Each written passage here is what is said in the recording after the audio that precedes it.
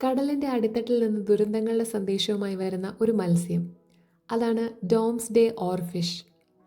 ഇതിന് ലോകത്തിലെ ഏറ്റവും നീളമേറിയ മത്സ്യങ്ങളിൽ ഒന്ന് എന്നൊരു പ്രത്യേകത കൂടിയുണ്ട്. ഏകദേശം 11 മീറ്റർ വരെ നീളമുള്ള പട്ട പോലെയുള്ള ശരീരമാണ് ഇതിനുള്ളത്. ഇത് സാധാരണയായി 1000 മീറ്ററിലധികം ആഴത്തിലാണ് ജീവിക്കുന്നത്. അതുകൊണ്ട് തന്നെ ഇതിനെ മനുഷ്യർ കാണുന്നത് വളരെ അപൂർവമാണ്. ഈ മത്സ്യം തീരത്തടിയുമ്പോൾ ഭൂകമ്പമോ സുനാമിയോ ഉണ്ടാകും എന്നൊരു വിശ്വാസം ജപ്പാനിൽ പണ്ട് മുതലേ ഉണ്ട്.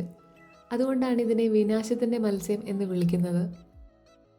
എന്നാൽ ആഴക്കടലിൽ ശക്തമായ ഭൂചലനം ഉണ്ടാകുമ്പോൾ ജീവൻ രക്ഷിക്കാൻ വേണ്ടിയോ അസുഖം ബാധിച്ചോ ആണ് ഇവ ഉപരിതലത്തിലേക്ക് വരുന്നത്.